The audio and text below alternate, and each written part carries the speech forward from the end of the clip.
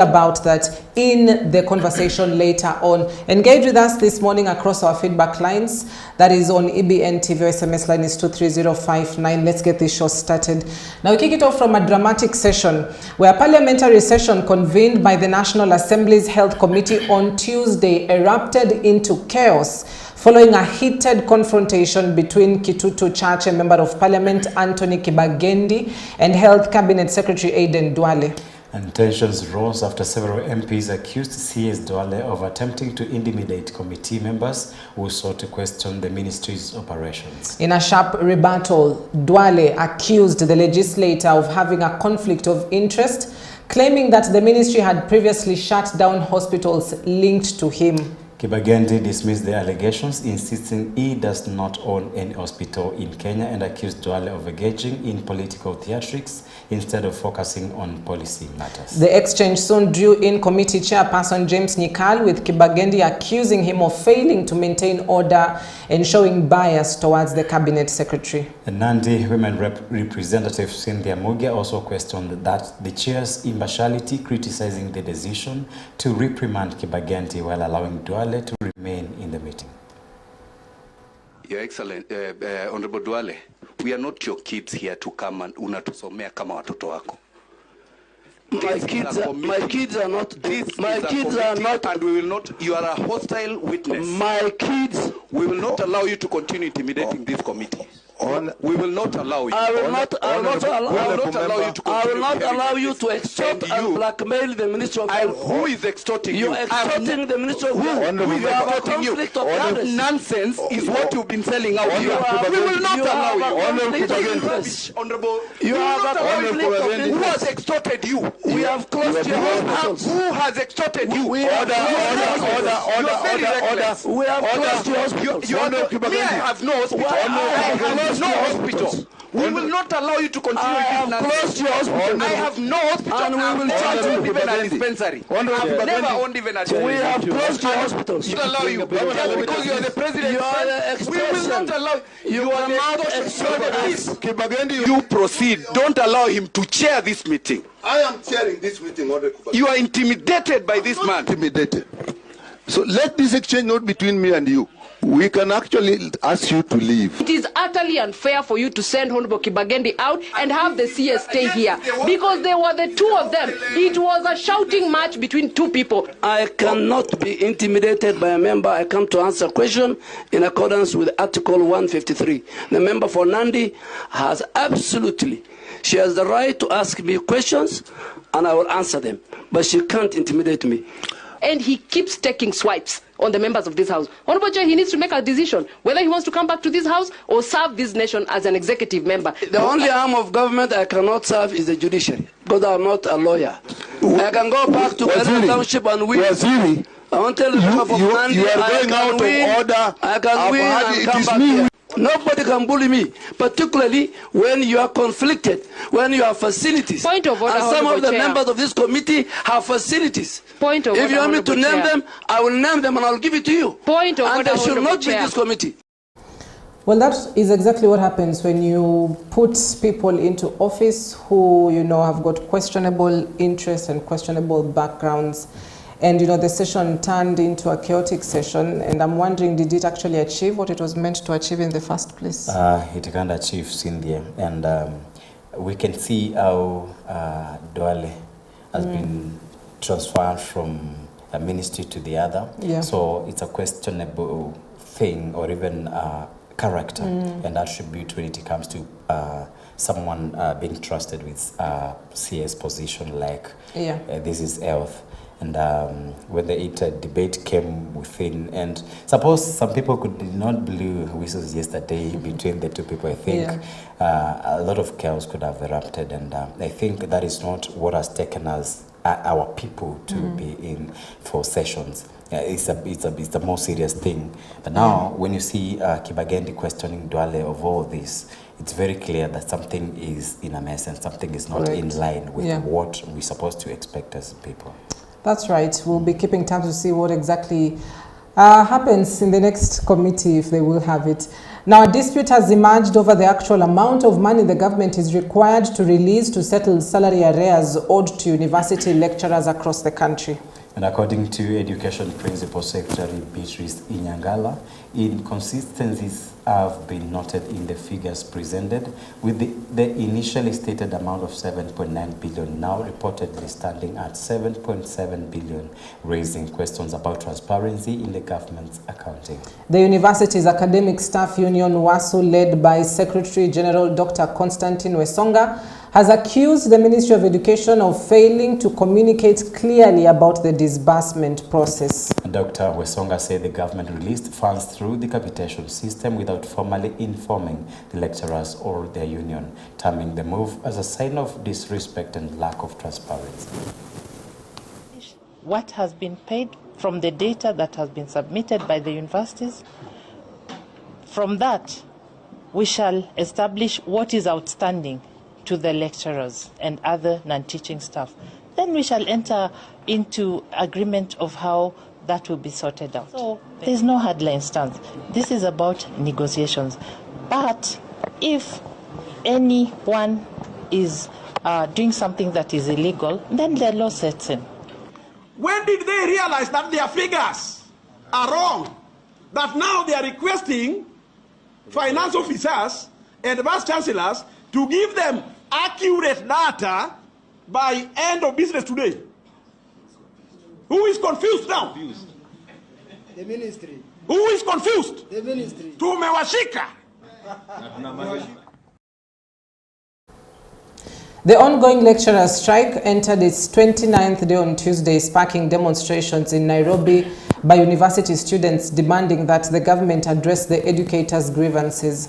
The students took to the streets on Tuesday, urging the government to fulfill the lecturers' demands and expedite the release of 7.9 billion Kenyan shillings owed in unpaid salaries. The protests come a day after negotiations between representatives of public university lecturers, students and government officials failed to yield an agreement. Learning activities in public universities remain paralyzed nationwide, leaving thousands of students stranded and uncertain about when classes will resume. Student leaders have called for an immediate resolution to this dispute, warning that continued delays could disrupt the academic calendar and affect future generations or graduations, pardon.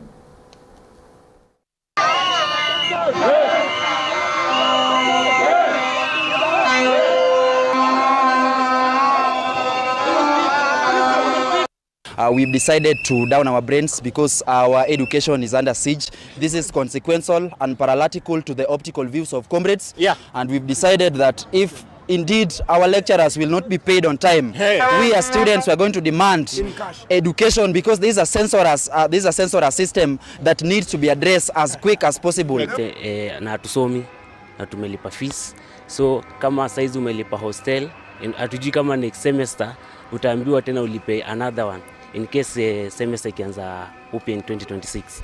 So unaona imetu affect. Here lecturers have not been paid. Comrades have paid their school fees, comrades have paid their accommodation fees.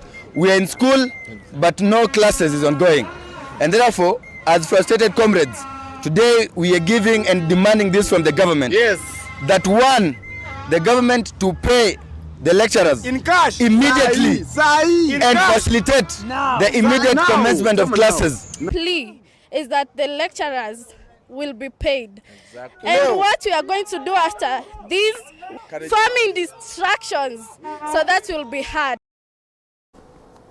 An autopsy report has revealed that Police Constable Ramadan Mathanga, a member of the Allied General Service Unit GSU, died as a result of excessive bleeding caused by a deep spear wound. According to police officials and a government pathologist report, the officer sustained severe injuries that led to massive blood loss before he could receive medical attention. Mathanga was attacked near State House in Nairobi in a tragic incident that has since sparked public concern over security lapses around the I-security zone. Now, while presenting the report, the late officer's family called for justice, urging the government and investigative agencies to conduct a thorough probe into the circumstances surrounding his death. Why police officers on duty, as the mother has said, losing their lives at a very serious institution, the State House. You know, that lapse in security must be addressed. To the government to look into the security of the police officers who look after us. Their sons. Yes. We as the mothers, I am the mother of Ramadan Amisi Matanka. I am pleading to the government to look after the officers on duty. Yes. Because they are also human beings. Yes. They are not animals. Yes. Please, the government, we want justice for my son. Yes. I want justice for my baby. Yes. I am appealing to the police service to help us get justice for my baby. Now, a follow-up on that, the suspect accused of fatally attacking a General Service Unit GSU officer with an arrow near State House will remain in custody for 14 days to allow police to complete investigations into the incident. The Kibera Law Courts on Tuesday granted detectives the extended detention period following an application by investigating officers who argued that more time was needed to record witness statements, analyze forensic evidence, and conduct a psychiatric evaluation of the suspect. The suspect, 56-year-old Kithuka Kimunyi, appeared in court limping and was assisted by officers as he requested permission to receive medical attention. And according to investigators, Kimunyi is alleged to have traveled from Makueni County to Nairobi on Sunday night before launching the attack the following morning near State House Gate D along Dennis Street Road. Kwa vile alitueleza kwamba alitoka kwa kaunti ya Makueni, alisafiri usiku wa Jumapili iliyopita yana, na hangeweza kutueleza makao maalum yake yaweza kupatikana kwa wakati tunaendelea uchunguzi huu. Tunaomba kwa hiyo koti mshtakiwa kiweze kuachiliwa, usiachiliwe ndio tumalize uchunguzi kwa kinagaubaga ili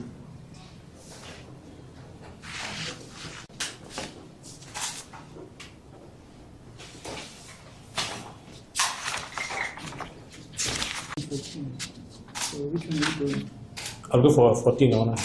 Actually, I was praying for 21, but 14 is okay. Kiduka. Umeelewa kenye afisa amesema? Anataka uzuiliwe kwa hizo siku 14 pale Kilimani Police Station ndio waweze kumaliza investigations kwa hii kesi. Kwa sawa? Kwa sawa. I need to hear you say it. Ni sawa? Ni sawa? Hivyo uzuiliwe kwa siku 14 pale Kilimani Police Station ndio waweze kumaliza investigations. Hiyo application ya huyo ofisa imekubaliwa, utazuiliwa pale Kilimani Police Station siku 14 ndio hizo investigations ziweze kuwa completed ama zimalizike.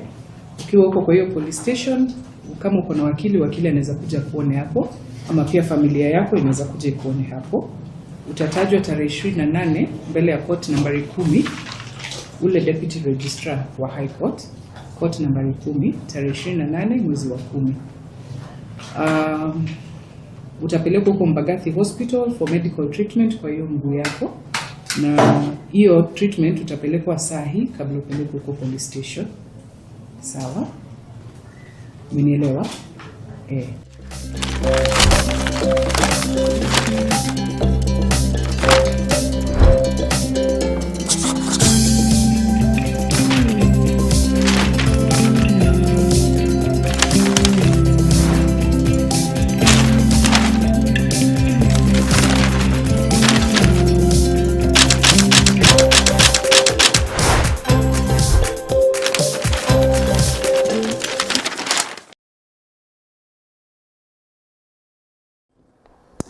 Welcome back. This is Morning Live, Cynthia and Jeff.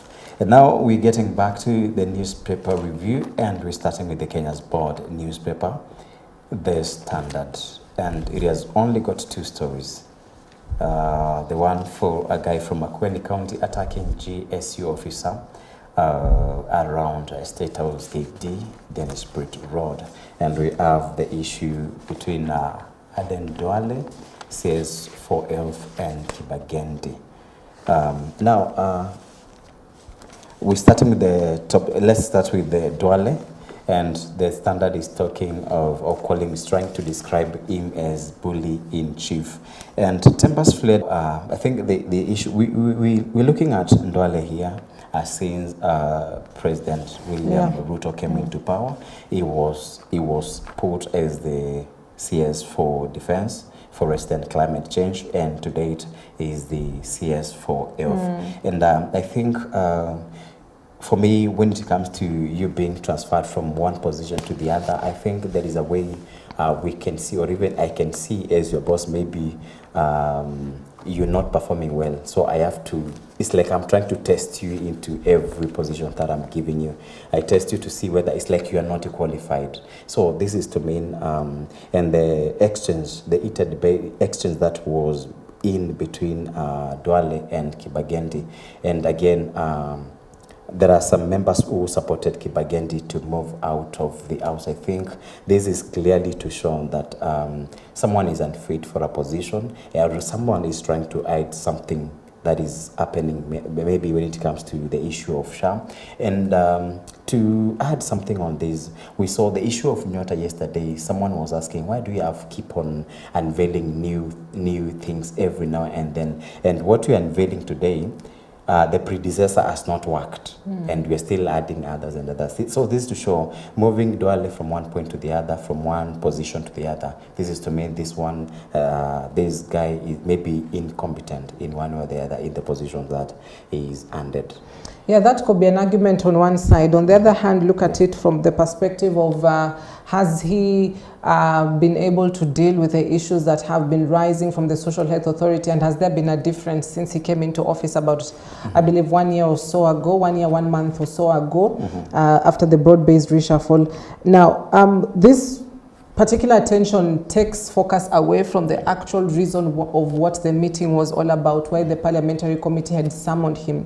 And they traded barbs, traded insults, traded accusations. The CS accused Kibagendi of owning a hospital which he shut down. Kibagendi on the other side accused Duale of being a thief and stealing funds from the Social Health Authority.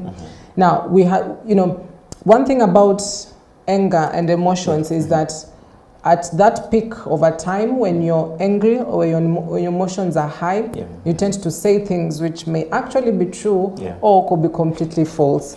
And so this is an interesting scenario on exactly what happened at the parliamentary committee, and it just perhaps reflects the sort of frustrations that Kenyans, a section of Kenyans may have concerning the Social Health Authority. And I'm trying to think, if this was a public baraza and the public were invited and you had members of the public weighing in their voice on what's working and what's not working, and there was this sort of outburst, that will also just give a reflection of the frustrations Kenyans are facing.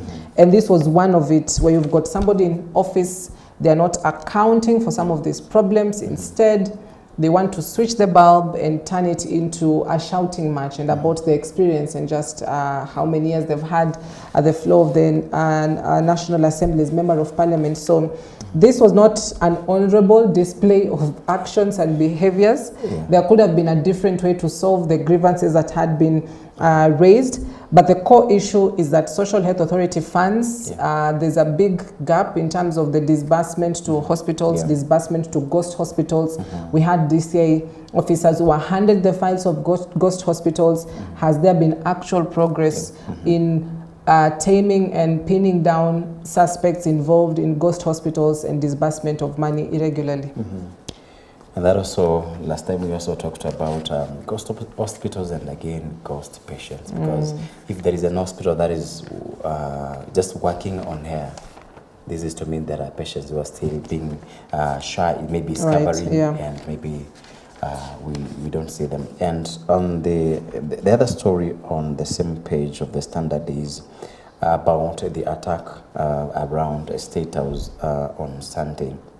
There is a story here. I think they're trying to explain who Kimunyi Kithuka is, and is very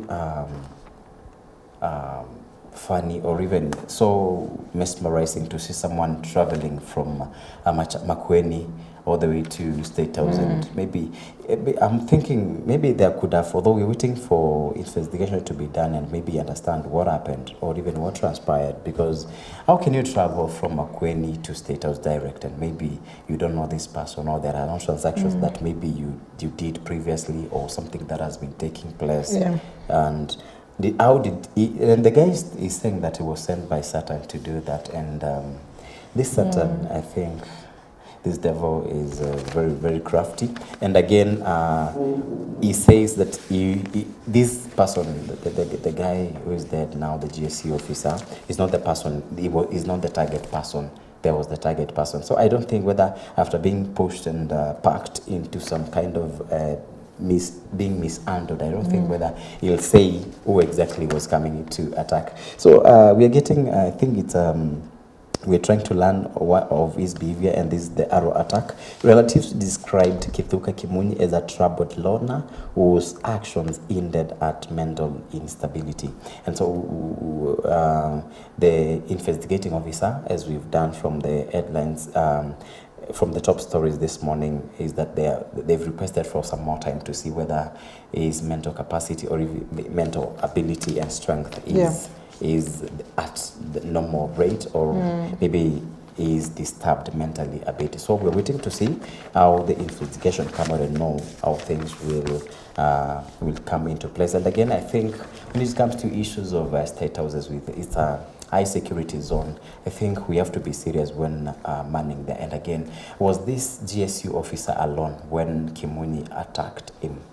Right, he was alone according to the CCTV footage. The slain officer is called Ramathan Matanka, and he had been serving at State House from 2020. Now picture this, the CCTV footage of this man, Kithuka Kimunyi, speaking with this particular person, the slain officer, at a booth for about 20 minutes. Other two officers were present, and then the officers walk away. And as they walk away, he pulls out an arrow, stabs Ramathan Matanka to death at State House. So the key question is why. That is something the prosecution will try to get to the bottom of. However, according to investigative officers, these are two people who formed an unusual friendship, got very close, forged a friendship at the president's residence. The late Ramathan Matanka's father worked at State House as an employee of State House, so he was absorbed through a Green Army movement that was set to clean the city as well as clean State House, and that's how he got into State House. And I'm really thinking just the age gap of these two particular individuals. This one is 56 years old, whoever is being accused of murder, and the slain is 30-year-old. Quite a huge gap difference in terms of age. I'm not saying people can't be friends with that kind of age, but one can only imagine why would anyone want to kill this 30-year-old? So that is something that will leave to the hands of investigators to just get to the bottom of this issue, even as the suspect is held in custody for 14 days. I think Kimunyi's mother is saying that his son, the 56-year-old, to be treated and left, just released free. Well, that will be up for determination by officers and mentals, or I'd say psychologists and psychiatrists. For any murder case, before you even take plea, you need to go and they assess your mental state. And so that is what will determine what sort of mental state this person is in. Have they suffered this for a long time? Is this a recurring problem? Is it an anger issue that has been recurring? And is this the first tragedy that has had to have befallen at the hands of the suspect? All right, so that is also the story that is actually on top of the Daily Nation. Killer linked to State House, just same details as that of this 56-year-old man who killed the 30-year-old Ramathan Matanka. And so tragic end to unusual friendship forged at president's residence. And so that is something that obviously has gained a lot of attention, I'd say, from security officers on just how is it possible to kill somebody at the most protected area in this country. And so that is some of the questions they will be answering. Also, top of the page, most popular senior school pathway, science, technology, engineering, and mathematics, what we call STEM, is the most popular pathway among grade 9 learners. Now, some 569,000 students have opted to study STEM in senior schools. Another 437,000 have chosen social sciences, and some 121,000 students want to specialize in arts and sports. Officers have promised a smooth transition to grade 10 next year. So, the competency-based curriculum is a system that has been in transition for a long time. I'd say for 4 years now, where we are slowly phasing out some of these classes. And the last 844 class is actually informed to as we speak. And so, as we speak, no school in this country has a Form 1 class. And so that is what the transition is all about, so that in the next 2 years, 844 will have been phased out completely. Now, CBC is all about what the child wants. It's more about the practical aspect of it and the talent and skill, compared to 844, where they will test your knowledge in maths when you're not even a fan of maths or science or chemistry. And so the new details reveal that giving these learners the ability to choose what they want shows most of them are choosing science, technology, engineering, and mathematics. There's a section and also another huge chunk choosing social sciences, people that want to be like us, as well as some who are choosing arts and sports, artists, you know, dancing and sports science and that. Yes, I think the transition from 844 to CBC, I think it can be a good thing, and it is, because I remember when we were young, we used to make makeshift small vehicles and such a thing. So we were a bit able to do something by ourselves, or some good things by ourselves practically. But now when it came to maybe 844, there are some things you have just to learn, or even be teachers have to take it through the theory part of it, whereby the practical part is very important. So I think the transition in one way or the other, because I've seen there are parents who are struggling with the CBC issue, because I don't know whether it's very true, because I remember some teachers in Western region, they requested people to bring kuku.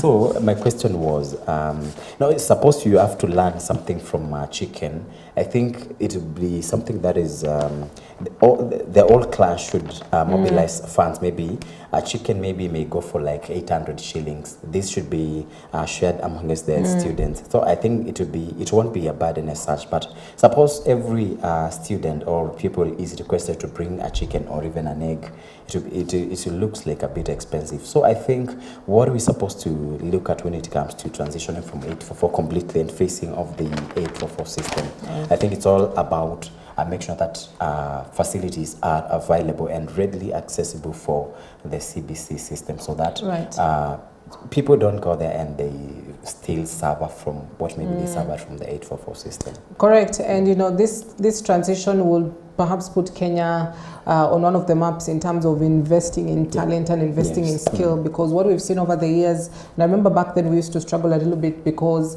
you love, let's say, sports, but at the same time you've got a chemistry class and a mathematics class, which is so demanding, and you're trying to balance, and your parent says, you know what comes first? Masomo first. So this is perhaps some of the things that the CBE or CBC intends to solve, so that we're having people who are actually skilled just from a young age. If you're going to focus on bakery or baking, you can do that as early as now. By the time you're done, you'll be very good. You'll be very excellent in baking and in whatever that you choose. So this is incredible, and we hope that we'll be able to see the fruits of this in the next couple of years. So I think for students and pupils, I think they'll also have to listen to the advices of pieces of advice from their teachers and their parents, because sometimes you may decide, yes, I want to go for this talent of mine. I think it's also well to be well advised before you venture into that. At least from long ago, you know where you're going, and you won't regret later. All right, so those are some of the top pages story on the headlines this morning on the Standard and on the Daily Nation. So we'd love to take a quick break right here on Morning Live. When we come back, we'll be getting into that conversation. I had hinted earlier on childhood traumas, and I'll be telling you why this has sparked conversation countrywide. Yeah. And it is important that you be part of this, so don't go too far. This is Morning Live, JKS. We're coming back.